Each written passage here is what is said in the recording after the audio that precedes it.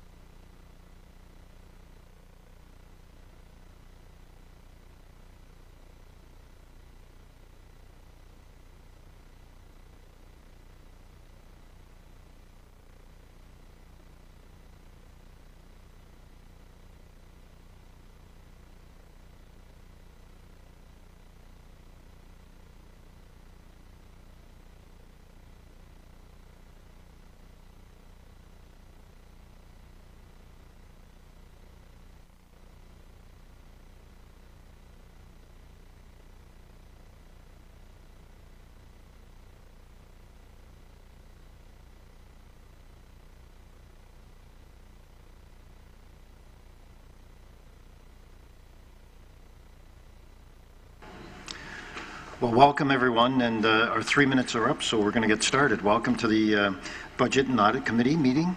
Welcome to staff, the public, and committee. First of all, are there any declarations of pecuniary interest to council, to committee? And seeing none, we'll continue then. And our first presentation is item number 3, and I'd like to call Cheryl Ayres forward, our Chief Financial Officer, to give us an overview of the operating variance for 2018. Thank you, Cheryl.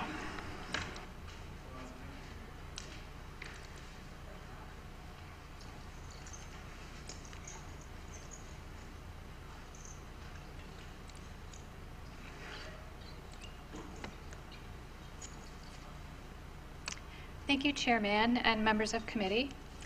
The year-end entries have now been completed, and the city's auditors were on site the week of March 18th, completing their field work for 2018 year-end. There's been follow-up discussions with staff ongoing in order for the auditors to complete their field work since that time. The 2018 financial statements will be presented at the May 23rd Budget and Audit Committee meeting, and the city's auditor will be present at that meeting to present their findings to committee. You have a copy before you today of the 2018 year-end operating variance reports for the tax-supported budget and for the water and sewer utility budgets. So I won't go into great detail in my presentation, but there are some things that I wanted to highlight for you in the reports. In each of the 3 operating funds, we are finishing the year in a surplus position. The estimated surplus for the tax-supported budget is just over $4.1 million. In the water fund, the surplus is $565,000, and in the sewer fund, the surplus is just over $2 million. I've also included on this slide showing you what the surplus is as a percentage of the approved budget. And a good guideline to ensure budgets and the related levies are on target is for the surplus to be within 2% of the budget. So you can see from this slide, the water fund is within that guideline, whereas the tax and sewer funds have exceeded the guideline of 2%. And I'll explain the reasons for that in more detail. So getting into the tax-supported surplus, as I mentioned, the city ended the year with a surplus of just over $4.1 million for 2018. And as you can see from this slide, the historical amount of the annual surplus averages about $276,000 per year. So 2018 is not typical in the amount of the surplus that we had. And there's many reasons why that has occurred, anomalies that occurred during the year that contributed to that, and they're not expected to continue in future years. This slide shows the savings and expenses or increased revenues that were realized by each department across the city. You can see the surplus is not attributed to any one specific factor or department, but to many factors across the city in total. You'll notice in this slide the two most significant departments that realized a surplus were in corporate services and in corporate expenditures, and I'll explain the reasons for those two anomalies. You can find further details of the variances within each department by division in the report that you have before you. To get a better understanding of what has contributed to the surplus for 2018, the finance staff have analyzed the variances and broken them down essentially into two categories. The first category is items that are one-time in nature and not expected to occur again in future years. The second category is items that are considered to be ongoing savings or additional revenues based on historical trends. The items that have been identified as one-time in nature and not expected to occur again in future years are things such as salary gapping. There was a delay in hiring firefighters for the opening of station number 6, so that created a significant savings in terms of salary gapping. There were also vacant positions in IT to support the City One software when it was implemented. And there were many other staff retirements and vacancies across the organization. These positions have now been filled or will be filled in the near future to ensure service delivery expectations are met. The other significant one-time revenue was in terms of our taxation revenue, and we received higher than average revenue from assessment growth, so that also contributed significantly to our surplus.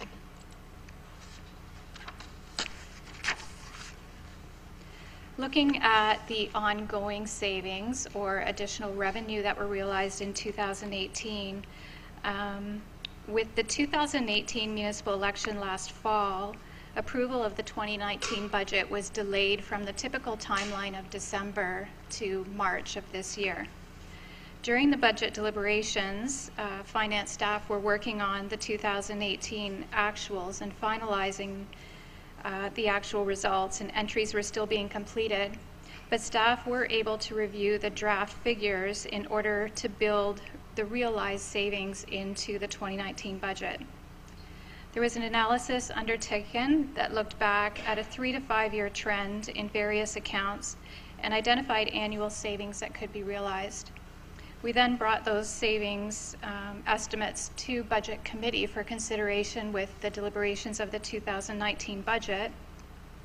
And there was an overall reduction of almost $1.2 million to the 2019 budget that was approved by Budget and Committee, which equaled the decrease in the tax levy of 1.34%. So some of those savings are items that are listed on this slide, such as savings in hydro costs across all our facilities. There was a lot of additional revenue realized within the city clerk's area and development planning revenue. You may recall we also identified that there was additional revenue realized in investment income, so that was added to the 2019 budget, and again some additional revenue in taxation. So staff are recommending two sources for the distribution of the tax-supported surplus of just over $4 million. The first one is in regards to development charge exemptions. And as Council is aware, there are certain exemptions that are permitted through the DC Act, and there's other exemptions that are permitted through the city's DC bylaw. As per the Act, these exemptions are required to be funded by the city from other sources. Historically, they've been funded from savings within the operating budget each year, or they've been funded from the Economic Development Reserve Fund. Those sources of funding are not sustainable in the future, and it's not the intended purpose of the Economic Development Reserve Fund. So we want to start building in the exemptions for development charges into the operating budget in future years. But that was not the case for 2018 or the 2019 budget. We'll need to work on that in the future. But so far in 2019, we've granted exemptions of more than $3.6 million, which is quite a bit higher than the average DC exemptions of about $585,000 per year. So this is going to create a significant financial impact in 2019. Most of that $3.6 million is related to the approval of the Gaslight District development. So staff are recommending that a portion of the surplus be set aside to fund this obligation to minimize the impact on our 2019 financial results. The balance of the surplus of $525,000 is recommended to be transferred to the Rate Stabilization Reserve as per the city's use of surplus policy. The balance in the Rate Stabilization Reserve at the end of 2018, not including the allocation for development charge exemptions, is just over $3.1 million. And as per our policy, the target balance for that reserve is 5 to 15% of tax revenues, which equals $4.5 to about $13.4 million as a target. So currently, with a balance of $3.1 million, that reserve is underfunded, and therefore we want to transfer part of our surplus to that reserve. The year-end operating variance report also mentions there's a number of other reserves that are underfunded, and a financial sustainability review of our reserves and reserve funds is underway, and we'll be presenting more information to committee in the future. So turning to the water and sewer utility budgets, the water fund ended the year with a surplus of just over $565,000, and the surplus in the sewer fund is just over $2 million. You can see from this slide, over the past 5 years, both the water and sewer funds have realized deficits as well as surpluses in previous years. The average surplus in sewer is about $1.2 million per year, and the average surplus in water is $579,000. So the surplus for 2018 is about on target with the historical trend in the water fund, and in the sewer fund, similar to the tax fund, it's a little bit over what our previous average has been. Some of the items contributing to the variance in the water fund is it's partially attributed to savings in bulk water purchase from the region. Staff had previously forecasted water loss of 23%. However, the actual results were approximately 21.7%, so that helped in realizing a savings on the water side. The 2018 budget included approximately $500,000 worth of water meter replacements. Due to the progress in the AMI project, or Advanced Meter Infrastructure, we needed to do less meter replacements as part of the ongoing meter replacement program, which resulted in savings to the water budget as well. Third-party recoveries were higher than anticipated due to growth in the city and increased in construction activity. And city staff have been doing far greater work on the preventative maintenance side over the last few years, which has resulted in fewer water main breaks and overall lower reactive maintenance costs in the water system.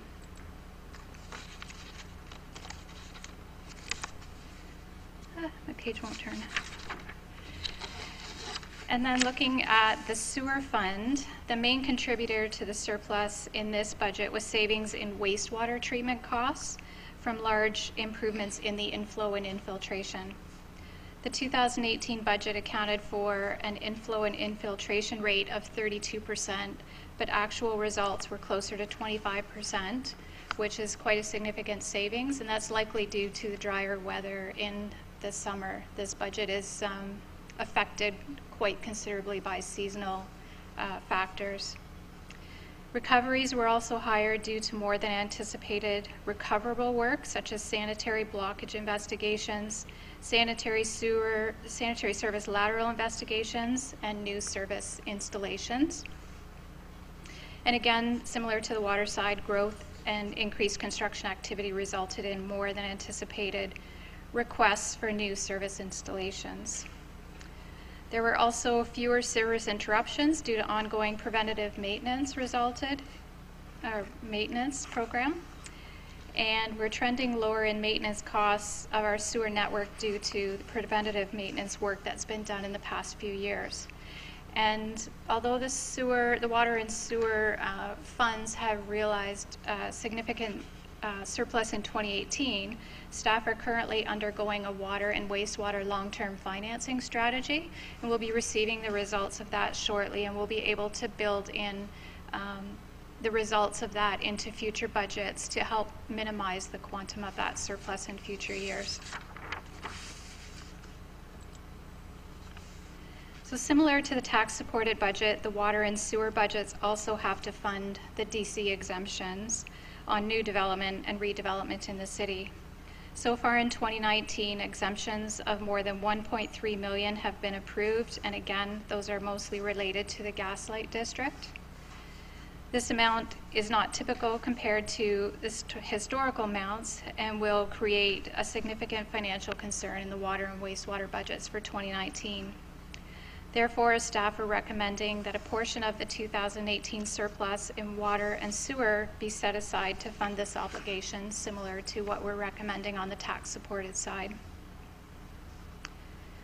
The balance of the water surplus is recommended to be transferred to the Rate Stabilization Reserve Fund and the Capital Reserve Fund, and the balance of the sewer surplus is recommended to be transferred to the Capital Reserve Fund.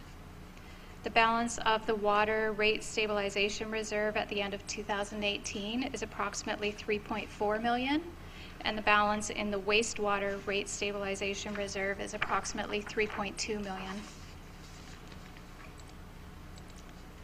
So just in summary, to wrap this up, again on the tax-supported side, the overall surplus of $4.1 million, staff are recommending that be transferred to the Rate Stabilization Reserve to fund the 2019 DC obligations that we're currently aware of 3.6 million, and then the balance will remain in that reserve, 525,000.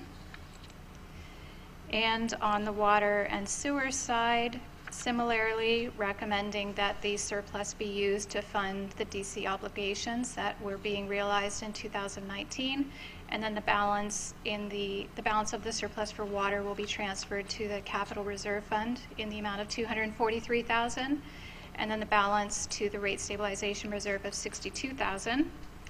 And on the sewer side, the balance after the DC obligations of 982,000 would be transferred to the Water Capital Reserve Fund.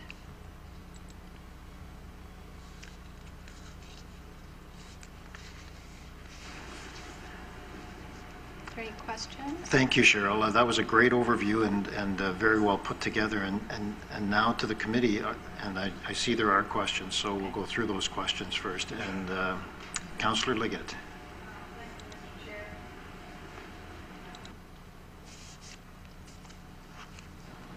Thank you, Mr. Chair. Cheryl, you were talking about the LED efficiencies as being revenue. How can an efficiency be a revenue? Can you explain that? I'm really having a hard time with that one. That slide was presenting ongoing savings as well as additional revenues. So there were savings and expenditures related to hydro costs and savings and expenditures that are related to LED lighting efficiencies. So because of implementing LED lighting, it reduces your hydro costs, which results in a savings in our expenditures. It's not a revenue side. Okay, for me, revenue is money that's coming in, right? Not savings or efficiencies. So am I still missing something? So in this side, if we implement LED lighting, the cost of the hydro that is used to generate the lighting is less. So the amount of money we have to pay to hydro is less. So it's the money going out is less. So it's not an actual revenue as most people would think of it. Right. Okay. It's an expense. Okay, got it. Thank you. Thank you. And Councillor Wolf.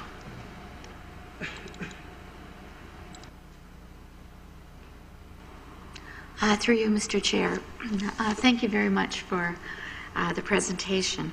And I can see that our surpluses are needed in various places, but if we were to take any money from our surplus for the hospital, for instance, how much would you suggest we could spare, and from where would we take it? I know that's putting you on the spot. As the Chief Financial Officer, of course, it's council's decision or committee's decision if they want to give an allocation of funding towards the hospital. And if that decision was made, there are a number of ways that we could facilitate that transfer, either through a portion of the surplus that's been realized coming from a contribution from our reserves. We could add it as an impact on our tax billing in our final tax levy. We're also reviewing the grants to groups process, and perhaps in the future the hospital could come to the city with a request through that grants to group program. So we are working on that, and that will be coming to council later this year for approval. So there's a number of mechanisms that could be used to facilitate a transfer of funding to the hospital. As CFO, I know that there are also a number of reserves that we have of our own that are underfunded. We're currently looking at the equipment reserve, and we realize it is underfunded and we need to transfer more funding to it. There's also the economic development reserve and the hydro dividend reserve that are currently underfunded and not sustainable for the long term. And as I mentioned, our rate stabilization reserve at $3.4 million is currently underfunded as compared to the target balance of $5 to $13 million. So there are other internal reserves that we need to be looking at as well in terms of funding. But if the council did want to provide funding to the hospital, we could certainly do that from a number of those options that I'd suggested. Okay. A clarification. So this year was a good year for surplus with the $4 million, or whatever million, and you did show us where it went. So in your opinion, as the Chief Financial Officer, would we be better to look at some of that surplus going to something like the hospital, or looking at a tax levy? I feel like you're putting me on the spot here. Okay. Just before you proceed, I think we are putting you on the spot, and I think that's a question for committee to debate rather than debate one-on-one. All right. So, I mean, we will be making that decision, but okay, that's fine. Thank you, and I don't see any other comments or questions. Thank you, Cheryl. You're welcome. Thank you. Then, Councillor Reid, I think you have the motion.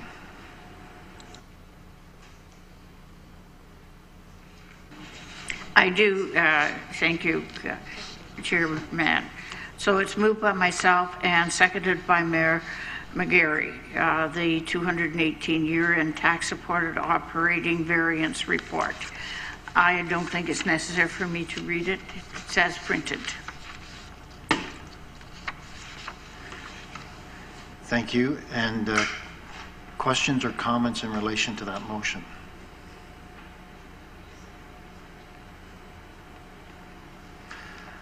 Seeing none, I'm going to call the question. Those in favor? Opposed? That was a unanimous decision. Thank you.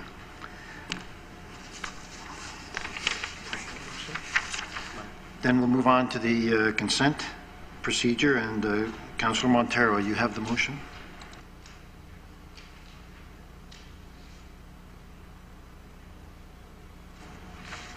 Yes, I do.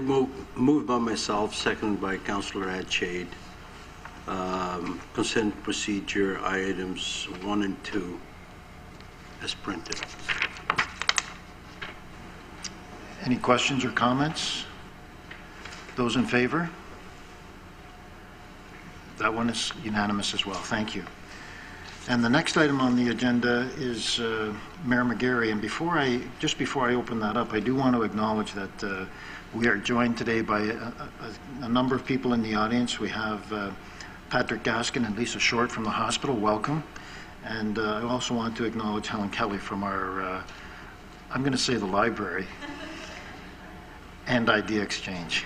Thank you. And Mayor Mcgarry.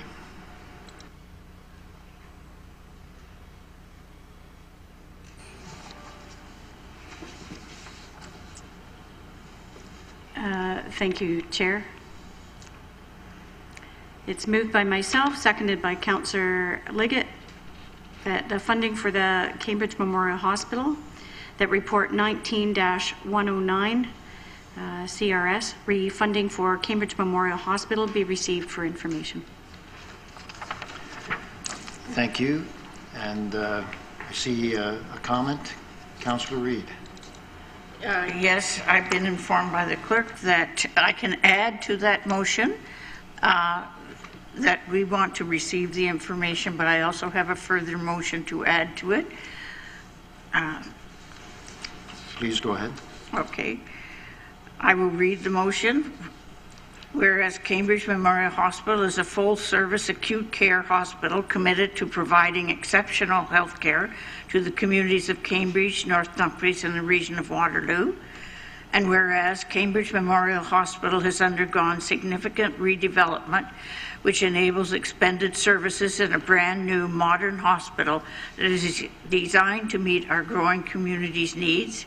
And whereas the City of Cambridge has been asked by Cambridge Memorial Hospital to provide funding for new and replacement equipment, now therefore be it resolved that Cambridge Council provide the Cambridge Memorial Hospital a tax levy of 0.05 in 2019, 0.05 in 2020, and 1% in 2021, and that the amount is provided on condition that the Cambridge Memorial Hospital report back to Cambridge Council on an annual basis with a detailed listing of how the funding has been utilized. Thank you, Councillor Reid. And did you have a seconder for that? It's moved by myself. No, I'm looking for a seconder. Point of order, Mr. Chair. Councillor Wolf. We have another motion on the floor that we haven't dealt with. Through the chair, this is in order. It's an amendment to the resolution, and the amendment that councillor is putting forward is in relation to that topic. It's up to committee to decide whether or not they want to accept that amendment or not. The topic that motion that she just put on the floor is what council needs to decide for us today. So, okay. So the first part of the motion is to... The first part of the motion is to just receive the report, and the second part of the motion is to take from the tax levy. So in order to vote down the second part of the motion, we have to vote down the entire thing. That's right. I'll turn that over to the clerk.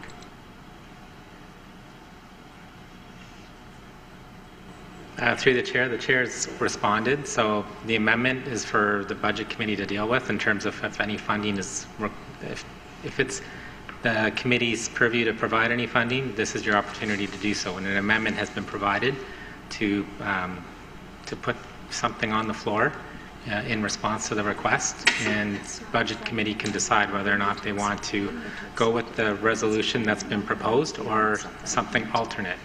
So, may I make a comment? Go ahead, Councillor Wolf, or Councillor Reid, sorry. Thank you very much. The motion to receive the report contains 4 options, and what I am doing by my motion is pointing out that there is an option that I prefer. And so if we don't accept my motion, then we have 4 options not decided upon. Through the chair, as Councillor Reid stipulates, that she is correct in terms of the report. It does indicate some options for budget committee.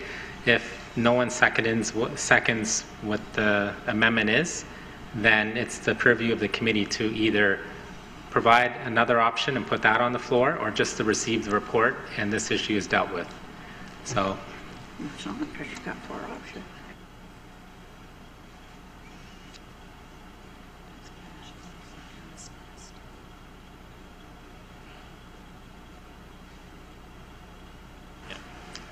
Just for some clarification, I think what we'll do is Mayor Mcgarry has brought forward the report, and that is to receive the information, and that's been seconded by Councillor Leggett.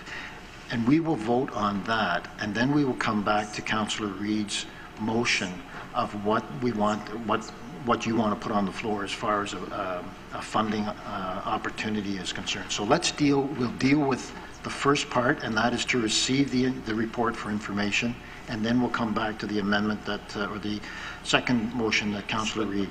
So we'll split those two. So, thank you. I have a number of speakers here, but are these speakers in relation to receiving the report? Or are they speakers in relation to what was proposed by Councillor Reid? Councillor Montero, you're still on the floor. Councillor Montero. Thank you. And my question has been partially answered with the splitting of the two, but I'll speak to the second one after. We'll vote on this one first. So, thank you. Thank you. And Councillor Wolf, you're okay? Okay. So I'll call the question then, and the question is to receive the report for information as moved by Mayor Mcgarry and Councillor Leggett. So I'll call that question. Those in favour? And the motion is carried unanimously. Thank you. And now what I'll do is I'm going to give it to Councillor Reid, and you can bring forward your motion again so we know what it is that we're deciding or speaking to. Thank you, Mr. Chair. I appreciate that very much. So it's moved by myself and seconded by Councillor Wolf. And I'm not going to read it again. I think everybody understood it, but I do have some comments that I would like to make. Just before you do that, could you just go over the years and the amounts so that the committee knows what those figures are, please? Therefore be it resolved that Cambridge Council provide the Cambridge Memorial Hospital a tax levy of 0.05 in 2019, 0.05 in 2020, and 1% in 2021. Thank you. And you wanted to speak to that motion? I do. Thank you very much. What was chosen by our community on Engage Cambridge as its top priority for the city budget? Was it roads and traffic? Was it parks and recreation? Was it the environment and rivers? Was it economic development and tourism? Was it arts, culture, and heritage? All of the above are important and deserve our attention and support, but they do not reach the core of what is most important to our citizens. What our citizens chose as their top priority was community well-being.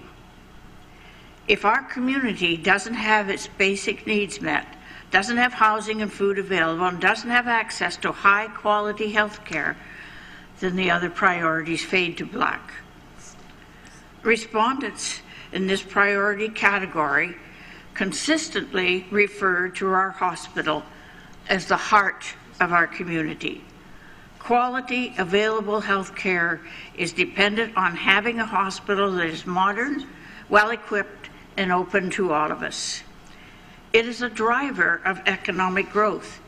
No business will locate here if we do not have a state-of-the-art hospital. Our Economic Development Department is very aware of the importance of our hospital in bringing economic growth to our city. As a matter of fact, the city has recognized the importance of health care and supports the doctor recruitment program that is run from the Chamber of Commerce. Our consistent support of that program has brought more than 100 doctors to our city, and we still need more. We need a well, up-to-date, equipped hospital to attract new doctors who are trained in the latest procedures and want equipment that is on the cutting edge of technology. A doctor recruitment program is not a mandated program for cities. It is clearly a responsibility of the province. yet previous councils saw the need and budgeted for its existence. We showed leadership then, and we continue to lead by providing money in the budget for this vital service that gives our citizens the opportunity to have a local doctor for their health needs. I believe we need to show leadership again. I am confident that our community supports our hospital and recognizes that although health care is a provincial responsibility, that responsibility doesn't include money for new or replacement equipment. It is our hospital, if our hospital is to be equipped with the best and newest technology available, it needs $5 million every year. The province has never paid for equipment in the past, and to expect the Ford government to initiate a new program to fund equipment is not a reasonable expectation. Neither is it a reasonable expectation that our hospital can raise $5 million every year from community donations. We are a very generous community, and we give to many worthy causes. Our hospital is competing with so many groups who need our help. The competition is fierce and leads to donor fatigue. I'm hearing this refrain from many quarters. My family has run out of donation funds. If Council doesn't lead the way and initiate a tax levy to help our hospital, what will be the result? Will it be longer wait times? Will it be residents traveling out of town for services not available here? Will it be more dependency on philanthropy? A tax levy is a new, out-of-the-box thinking for raising money for hospital equipment. As each year unfolds, the money available will rise. As a city who understands the importance of our hospital and its services to our residents, I ask that you support this tax levy of 0.5 in 2019, 0.05 in 2020, and 1% in 2021. It means that on an average household tax bill, we are adding a separate levy of $6.67 for the 0.05 and $13.33 for the 1% levy. Residents will see clearly that this levy will go directly to the hospital for equipment needs. Our hospital has come to us for help. They have done their job of spending their health care dollars wisely. They have raised the hospital out of debt. They have worked hard to raise funds for new and replacement equipment. Their ask today is warranted and supports what our community is telling us. Let's be the leaders our community expects of us. We were elected to lead and build a great city. Our hospital needs us. Let's respond positively with hope for meeting the health needs for all. As their sign says, this hospital is for all of us. Thank you, Councillor Reid. Well said. The next speaker is Councillor Wolf.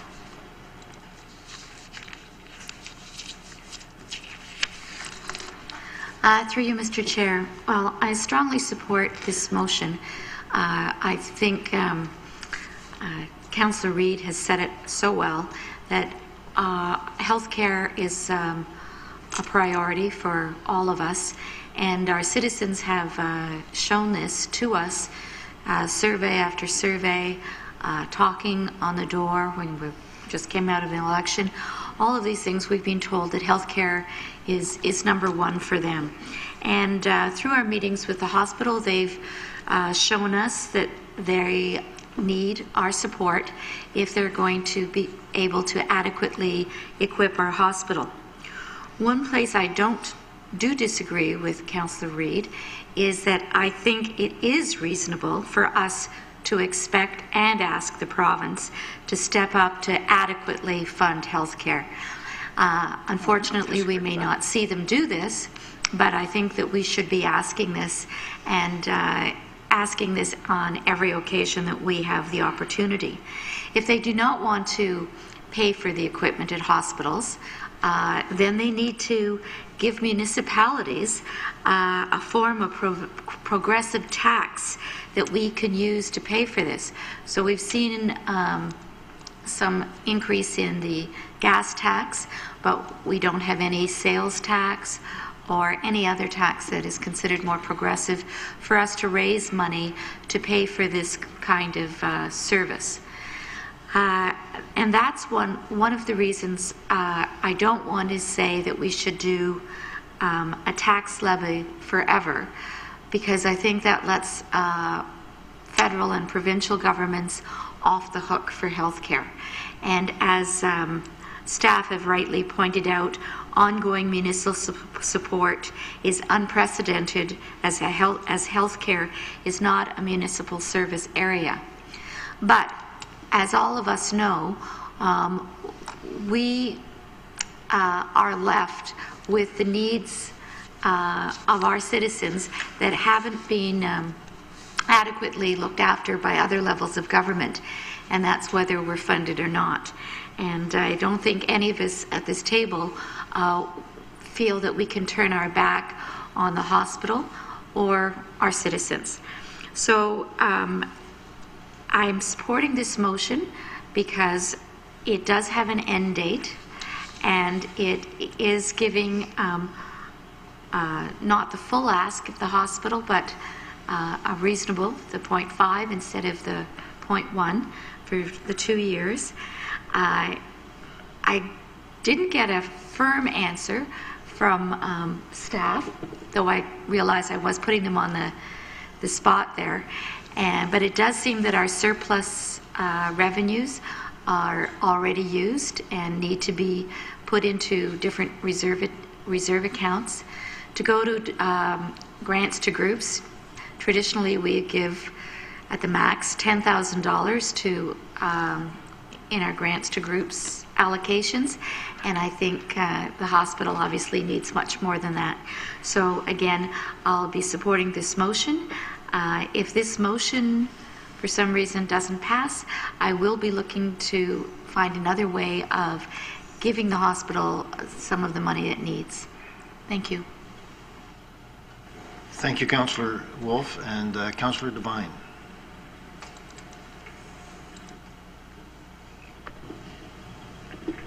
Thank you, through the chair. Question: the original motion that had been made previously, my understanding is that was to come out of surplus? The one previous to this, is that correct, Councillor Reid? Don't ask me.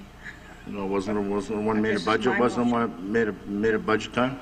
So the 0.5%, yes, and 1% is coming out of, is a tax levy for each of the following 3 years. This year, 2020 and 2021. Okay, I get that. Had we not previously spoken about taking that out of surplus? No, there's been no discussion about taking it out of surplus. There were questions that were asked of the finance director about what to do with that surplus, if something could come out of surplus, but there was no discussion about taking I believe there had been previously, Councillor Mann, at budget time. I have no problem with the money going to the hospital, to be quite honest with you. But I do have a question. And if we go back a number of years ago, and I don't even know if staff can answer this question, we had all these grandiose plans for all these lotteries in the province, and there was Ontario and there was Ontario, and some of this money was supposed to be going to the hospitals. Whatever became all that monies? I mean, there's got to be a slush, or did it just go into the general coffers of the provincial government? Is there any? Through the chair, that's registered through the AGCO, so it's a different sphere of jurisdiction. So it's not something that... No, but I get that. But that money was, one of those lotteries was allocated for hospitals. Mm-hmm. So, all right, so I just find that mind-boggling. People forget that. Yeah, right? I really do. Okay, so there's... I think that question should be asked. There's money there, and I'm sure Patrick Gaskin's here, and I'm sure he's worked hard on that. But I don't have a problem with funding. If you take a look at our community today, which currently is about 135,000 people, The way we're going, probably 6 or 8 years, is probably going to be $155,000. We need to service our community.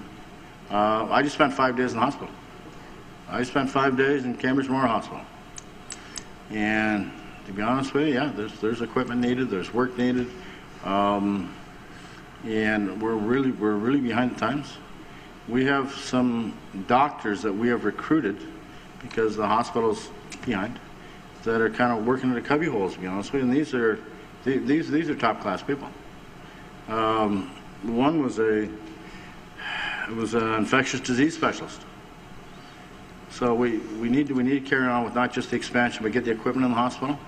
And there's an end term for this. It's a 3-year term at this point, and I'm sure it will work out. But I believe we need to carry on with this. Thank you. Through the chair, thanks, Councillor Devine. During the budget set process, there was direction provided to staff, and on your agenda for today, on pages 68 and 69, staff have reported back to the committee where the options are outlined. Councillor Reid has decided to present another option, and so that's what's on the floor for you. So just to outline that, we have reported back as directed, and we'll see where it goes from there. Thank you. And next speaker is Councillor Montero. Thank you, Mr. Chair. I commend Councillor Reid, Councillor Wolf, regarding supporting the hospital, and I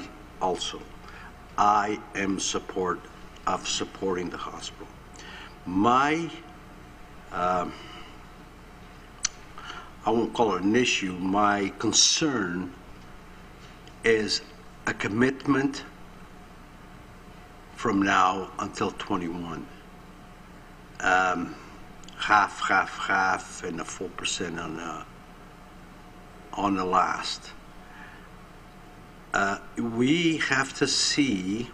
We don't know what's in the future, because we don't know where we're going to be in 20 or 21 or 22. I'm in support of supporting the hospital, but on a yearly basis, we reevaluate when we at budget time again if we can or cannot afford.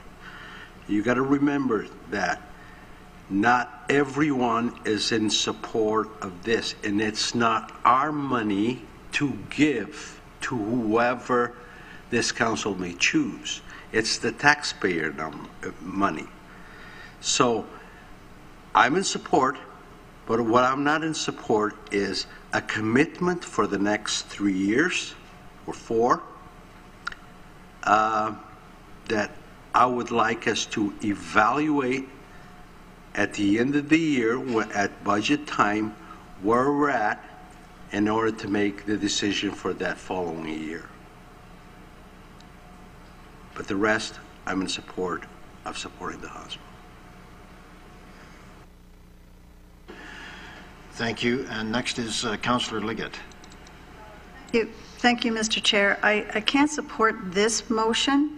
I can support a contribution from the city's annual surplus, and I think maybe we should also be looking at our community grants program and to see if there's different levels that, you know, we only have the one level in there now, but maybe we can have different levels in there so that we can make up any differences through that, so it can be budgeted for on a regular basis, including the surplus.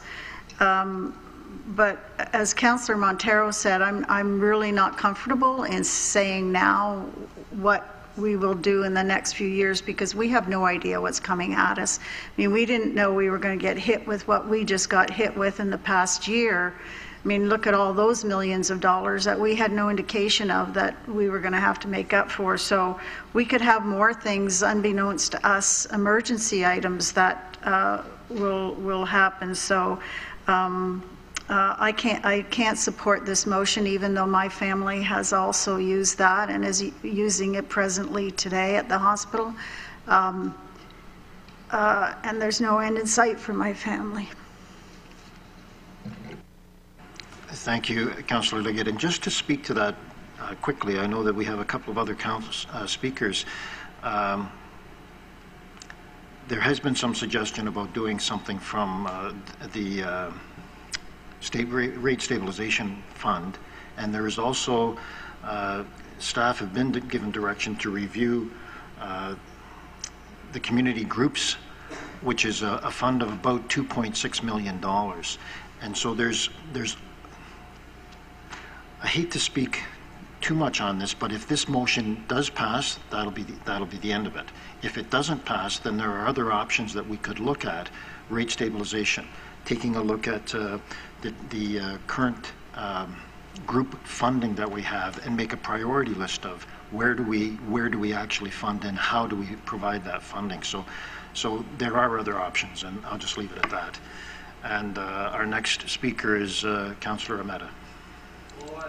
Mr. Chair, Councillor Reid did raise a number of good points, and there's no doubt that this is a very noble cause, and the hospital means a lot to all of us. And I've heard a lot of positive things in the community, and even from people who don't live in Cambridge but had to use the hospital when they're here, I've heard nothing but good things, and there certainly is a need out there. And while I recognize that, I do have a few concerns about the timeline, because we don't know what the future will hold. And I'm also concerned that if we get too involved, that the province won't do its job, and that the more municipalities take on provincial responsibility, the less incentive there is for them to do something. So that's a concern that I've got. I am open to giving some kind of a contribution to the hospital if it can come from reserves rather than throwing it on the tax increase or as a tax levy. I'm not a fan of going down that route, but I am open to putting some of the surplus towards the hospital and making them come back next year if they would like more, like to kind of try it out. And I also think too, we need to be doing more to spread the need, which I've been trying to do in my own ward, because there are people in my own neighborhood who aren't aware of the issue because they work in Mississauga, and they're just, in the process of getting more connected to our community since they moved here recently. So I think we need to spread the word out more, and even something as simple as putting a notice with the tax bill saying to the homeowner, if you contribute X amount to the hospital, this is what you can get back on your income tax. Not from us, of course, but the way it works. And that's the problem I have with taxation, is it's not tax deductible. But if I make a personal contribution, it is. And I think we should be spreading that message into the community that they would have more of an incentive to donate to this worthy cause. So those are my thoughts. I'm open to hearing from everyone else. Thank you. Thank you, Councillor O'meara. And next is Councillor Reid.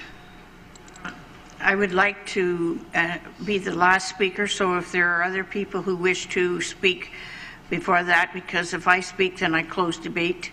So there may be people who wish to enter this debate.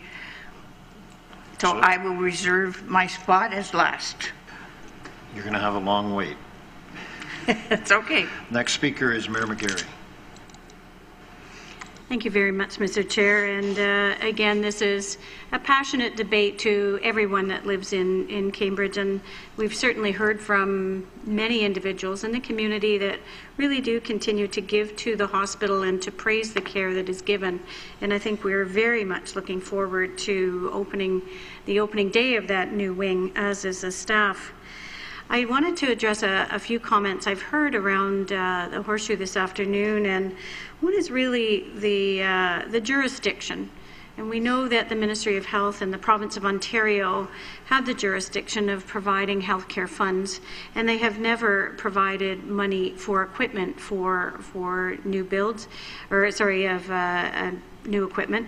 They do fund operations and the capital projects for hospitals, and it has always been up to the community to provide the equipment.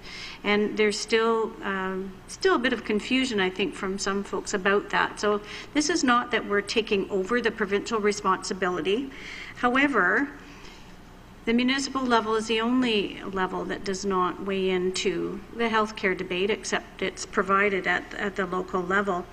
However, during the Waterloo Region Advocacy Days, where I joined the other heads of council in Waterloo Region, both at the federal and provincial government levels, we did suggest that both levels consider a new funding stream in order to assist municipalities with equipping their healthcare facilities in moving towards a truly universal healthcare system. And we also did put in a plug for a universal pharmacare program. And only then, I think, will we really have a truly universal healthcare program. But it does worry me if we step in as a municipality to take money from our tax levy to put forward to the hospital in this particular case. I think there's a couple of different things that come to mind. The old adage that I'm sorry I've given at the office may come into play, and I would suggest that there are those in the community that would be demotivated from putting individual or corporate donations into the hospital if they feel that their taxes are already going towards that. And the amount that the hospital has asked for in 1% would be under $1 million, whereas they are raising a couple of million a year at the moment. I am hoping that now that the community will have a chance to tour the new hospital, recognize it's here ready to open, that there's more confidence in the giving of donations personally and corporately towards the opening of this brand new hospital. But I am worried about that demotivating the citizens if we've already given. However, I do support giving something. We know that during the One Voice, One Vision campaign and the money that the city gave towards that was instrumental in obtaining the go-ahead to get the funding to do the expansion back in 2011, because the 10% that the community had to raise was already in the bank. We also know that recently, out of the $50 million that they're trying to raise for the new hospital, they're very close to reaching that goal, and they're almost across the line. So I feel that with the new hospital wing opening, with the community having a chance to view it and to recognize how important it is, and thirdly, knowing that it is the community donations that equip it, that they will step forward. I believe there's more that we could do, perhaps as mayor and councillors, in order to assist in fundraising efforts and raising the awareness that this is a worthy place to give it. But in saying all that, I do believe that in moving forward with the potential donation for the hospital, which I'm quite supportive of, I would suggest that currently we might take some money from the rate stabilization fund and then look to the revamping of the community grants program in the future, and look to even perhaps looking at two different streams as staff is coming forward with potential recommendations in the future.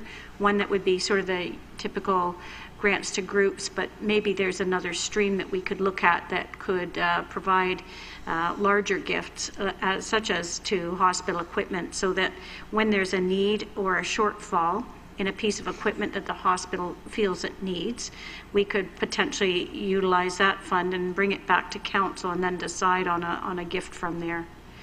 But in saying all that, I'm not going to support the motion as it stands, but I would entertain a motion or an amendment to look at another way of supporting the hospital this year. Thank you. Thank you, Mayor Mcgarry. The next speaker is Councillor Montero, and this is a reminder, this is your second turn to speak. I realize that. Thank you for pointing it out, though. Maybe I didn't.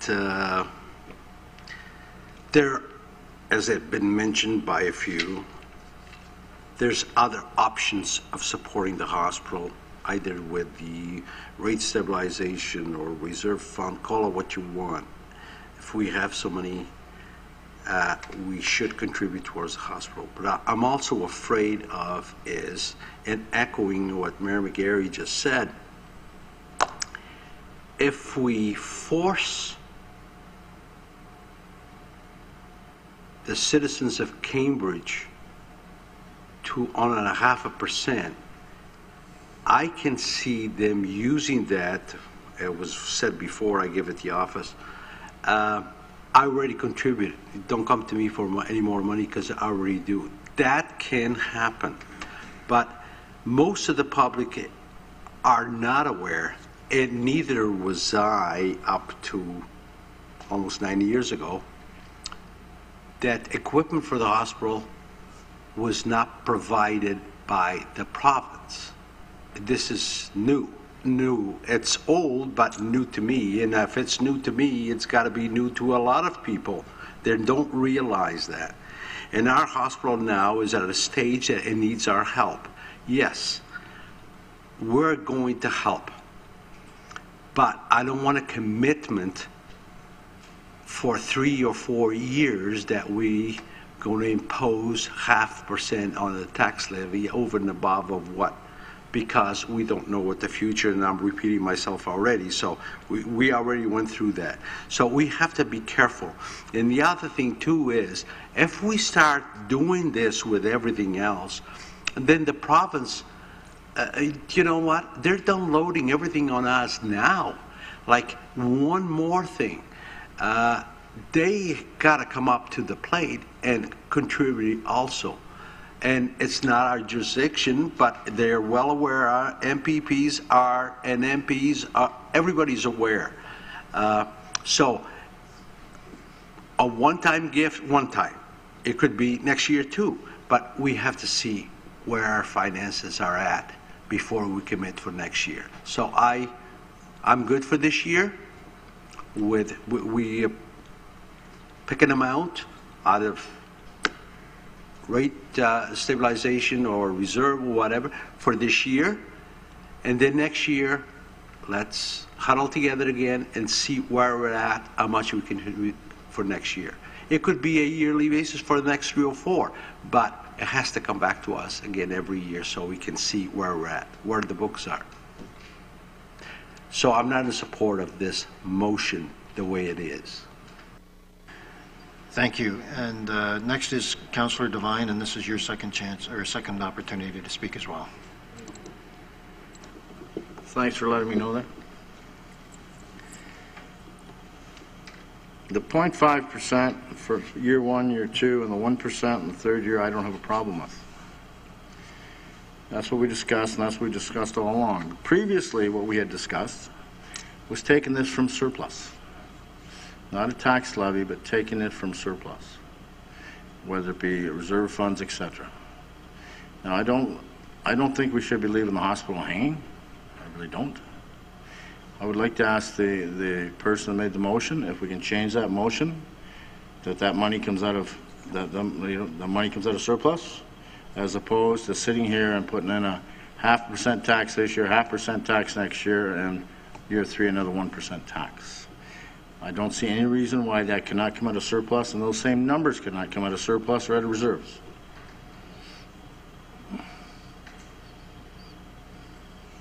Okay.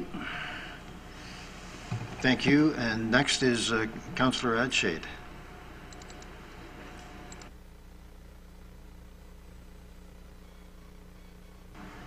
Thanks, Chairman.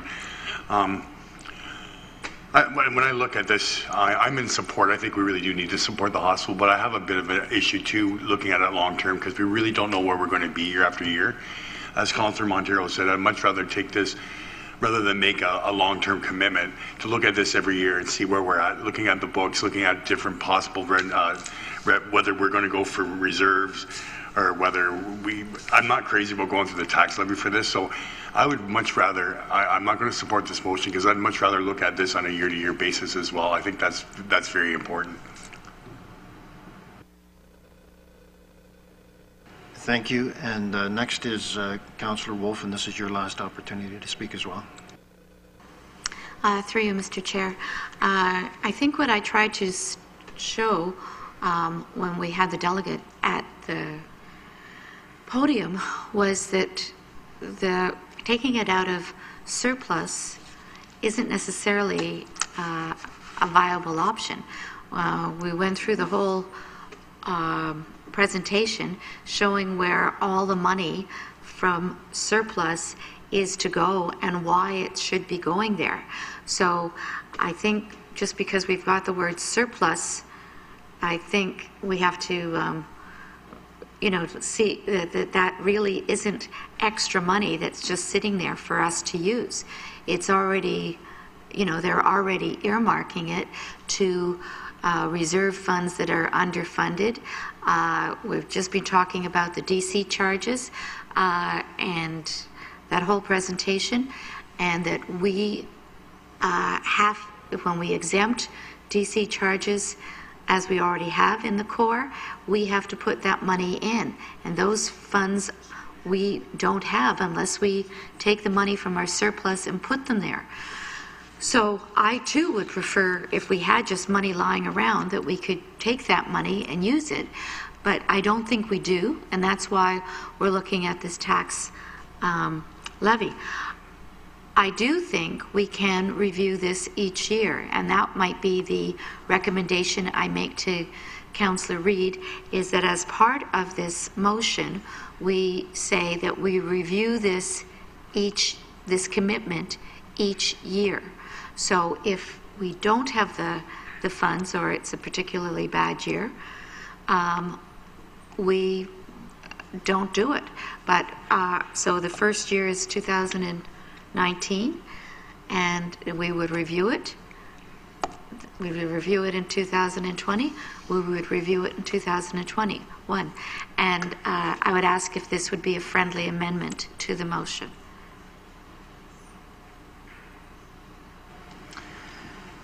Thank you. And so we have a friendly amendment that has been offered for the motion. And Councillor Reid, you are the last speaker now. No, I'm just answering the question she asked. I'm the mover, if I would be open. So I'm not using this as my last speak. I'm just answering the question. If you don't wish me to answer the question, I won't. That's fine. You were the last speaker until you made the... Councillor Leggett has just popped up again. So. I'm going to try that the next time. Okay, so that is a friendly amendment. No, well, I mean, do you want me to answer the question or not? Yes, please. Okay. I really need some guidance with this. I don't have a problem on one hand with having review it every year, but in my head, that's what we do every year anyway with all of our budget items. And even though we commit ourselves, we review, and sometimes we're able to meet the commitments and sometimes we're not. An example of that is the firefighters. We had committed to hiring many and found that we couldn't do it, and we didn't do it until later. So I need an answer to that. But I mean, as far as reviewing it every year, of course we should. So I'm just going to back up a little bit because there was a friendly amendment made, and I want to make sure that that's been accepted. Yes. Yeah, but I'd like an answer to my question. Okay, so I'm fine. So my amendment was to review it every year, and I'm finished speaking. Okay? Thank you. And so the question is in relation to the staff overlaps and the staff gapping. And maybe, Cheryl, if you could just answer that for us.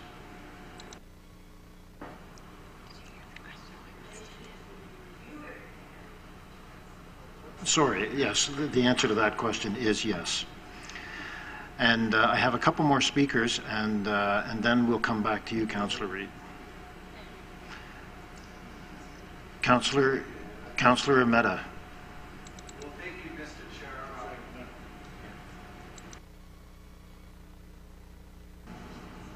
Is it on? Oh, okay. Thank you, Mr. Chair.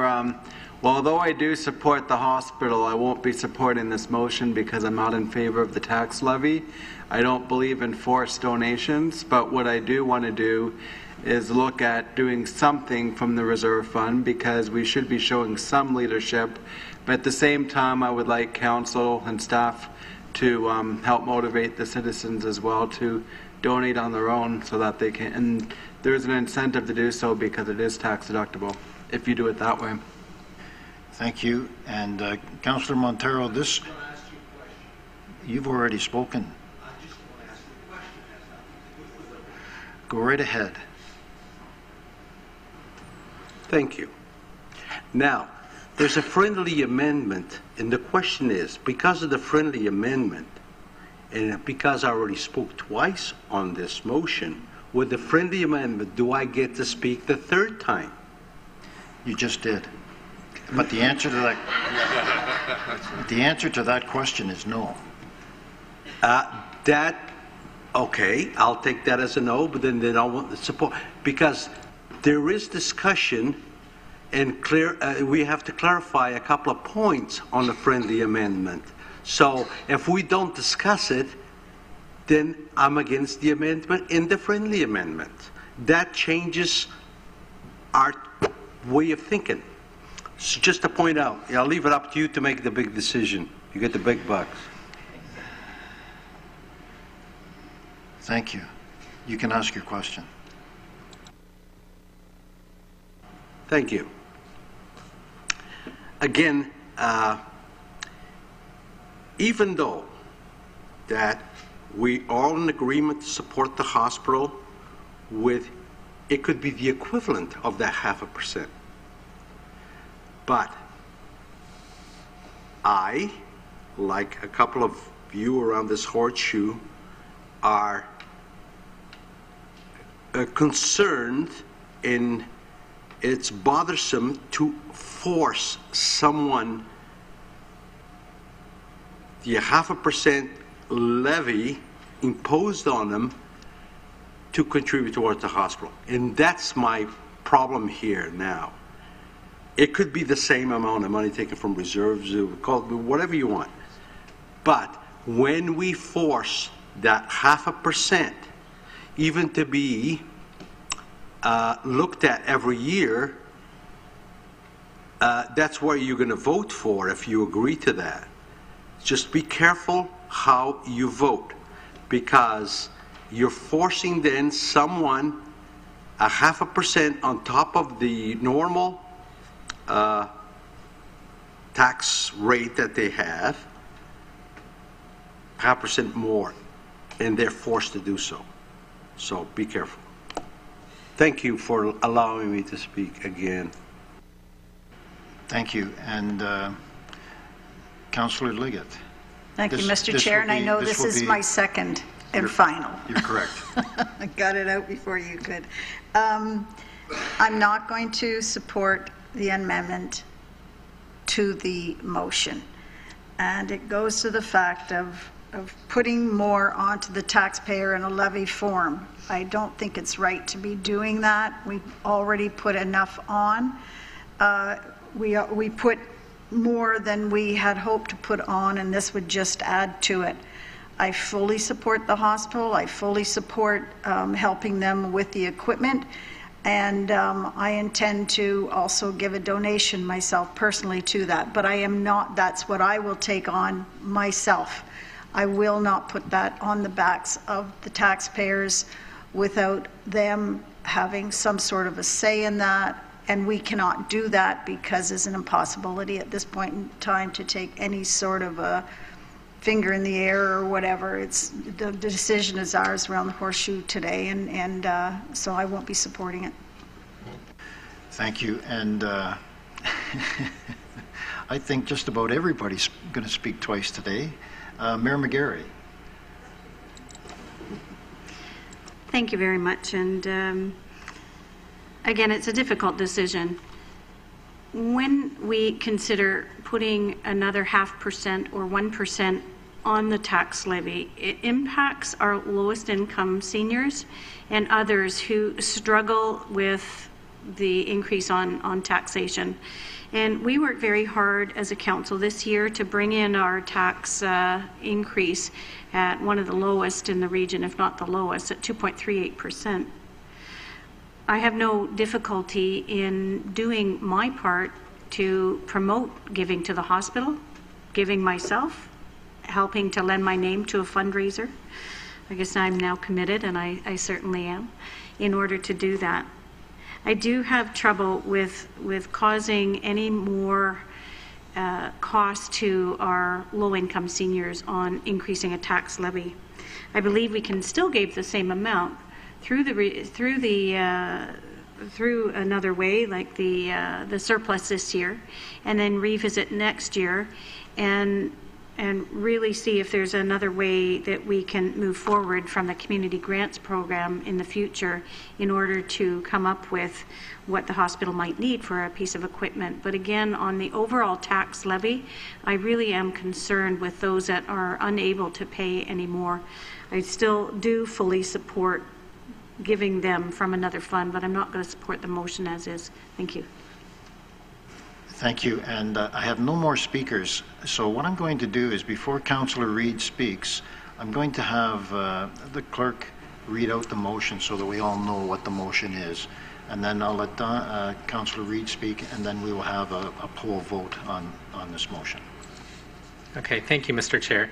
The option that's been put on the floor so that there's clarity is moved by Councillor Reid, seconded by Councillor Wolf, is to provide a tax levy grant to the Cambridge Memorial Hospital in the following increments: 0.5% for 2019, 0.5% for 2020, and 1% for 2021. And that's based on council doing an annual review. So that's the friendly amendment. So that's the option that's before you as a whole. Thank you for that clarification. And now, Councillor Reid, the floor is yours.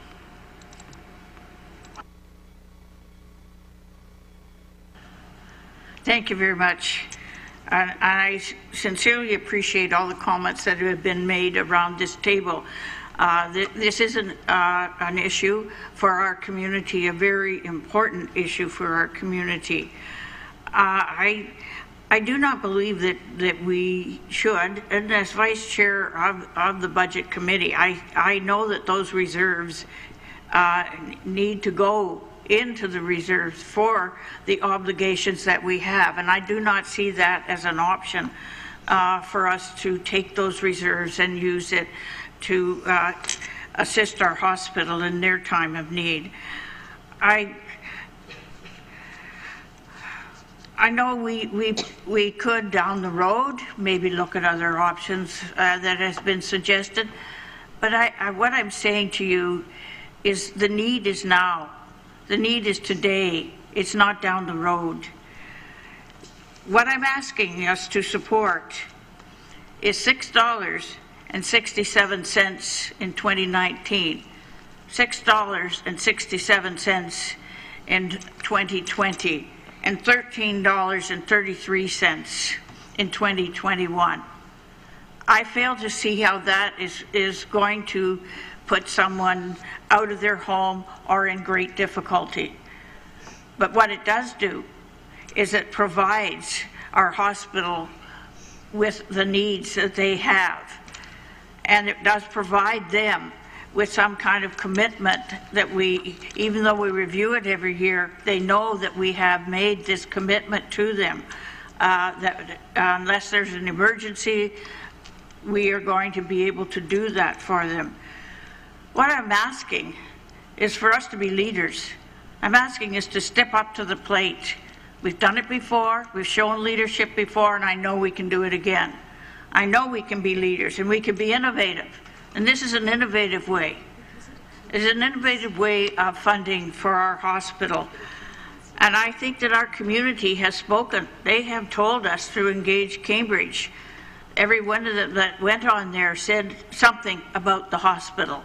They recognize, our community recognizes our hospital for the quality it provides, and they want to help.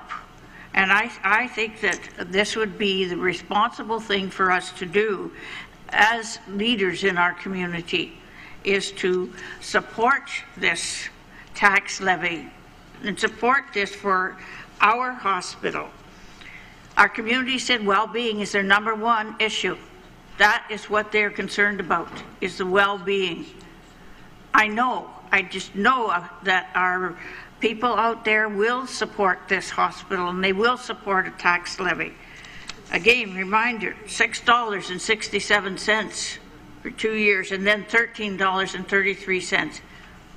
And that will help our hospital towards the needs they have in equipment. So I'm asking you to support this motion, and let's not wait. Let's not put it aside and see what else we can do. Let's not take money from our stabilization funds and from our reserves, which we know we're going to need. Let's today decide that we are going to help our hospital. Thank you. Thank you, Councillor Reid. And just to give a bit of an overview of what we've done, we've spent well over an hour debating this issue, and I think that's indicative of how important it is to each of us. And our hospital is significantly important to us. It's one of the cornerstones of our community, and I think everybody realizes that. And the debate is it a municipal responsibility? Is it a provincial responsibility? Some say yes, some say no. We see that the hospital needs money, and they have come to us and asked us for some assistance. I am incredibly impressed with the passion, the commitment, the devotion, and the consideration that's been given by members of committee about one specific issue that affects everybody in our community. And we have demonstrated that we're passionate about it, and it concerns all of us to the point where everybody has spoken at least twice. And I think we have demonstrated that we can be leaders by bringing this item forward, coming up with innovative ideas about how we can help out the hospital. And this is one item and one thought or one idea that has been brought forward today. And I think there are others that will come forward as well. We're going to have a poll vote, and what we'll do is we'll vote on the question now. But again, I want to commend committee for the commitment and the passion and the dedication that we have demonstrated here this afternoon for our hospital. So I'll ask the clerk to get us ready and do a poll vote on this motion.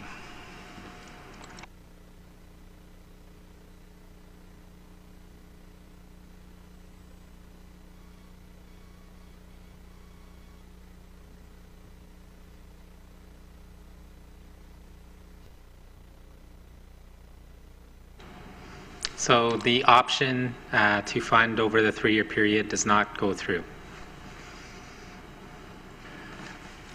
Thank you. And Madam Mayor, I believe you had a motion that you wanted to bring forward. Okay, I'll just see if it's the same. Thank you, Mr. Chair.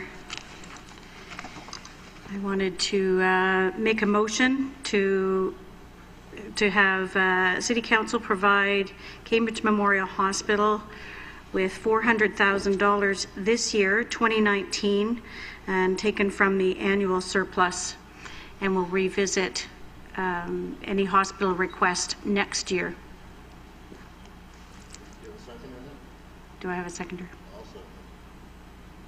So we have a motion on the floor moved by Mayor Mcgarry and seconded by Councillor Leggett, and that is for $400,000 to come out of the 2018 annual surplus and to revisit any giving to the hospital on an annual basis. Have I got that right? Questions and comments in relation to the motion?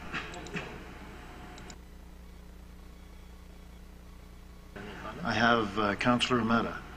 Well, thank you, Mr. Chair. I just want to say. Thank you. We'll have a poll vote. Are there any other questions or comments? Seeing none, we will have a poll vote, and that is to support the hospital for $400,000 for this year.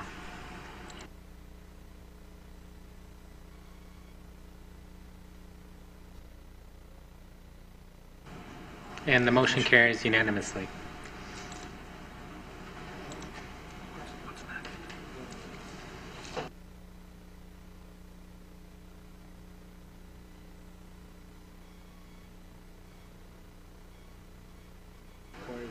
So the motion has passed unanimously, and $400,000 will be going to the hospital for 2019. Next on the agenda.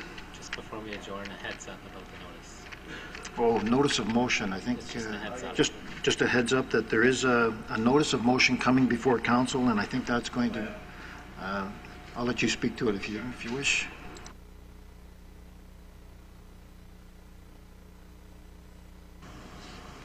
You have a notice of motion,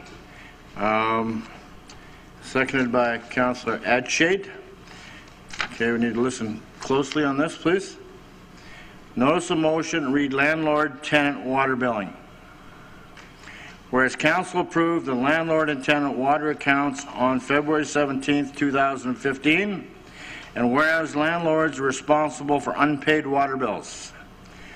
Now therefore be it resolved that Council directs staff to report back on the changing the responsibility of unpaid water bills from the landlord to the tenant. Thank you, and that's a notice of motion. There will be no vote. That will come back to Council, we hope, next week. Any unfinished business?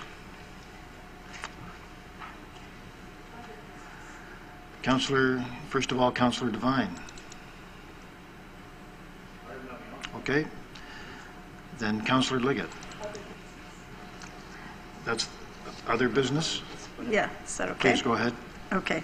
So in conjunction with this motion coming forward, in discussions with staff, I understand that there is a review that's going to be happening and brought forward to Council, and I think myself and Councillor Devine and Councillor Montero actually sit on the Council Water Billing Review Committee. And I would like direction to staff that we also be part of that, be included in part of that review coming towards the end of what the staff's review itself, so that we have some input going forward in that report. If that's okay with the other two councillors who are sitting on that. Okay. We'll take that as direction. Okay, thank you. Non-jurisdictional items. Councillor Adshade, you have the close of the meeting. Oh, sorry, I missed that. Before you do that, Councillor O'meara.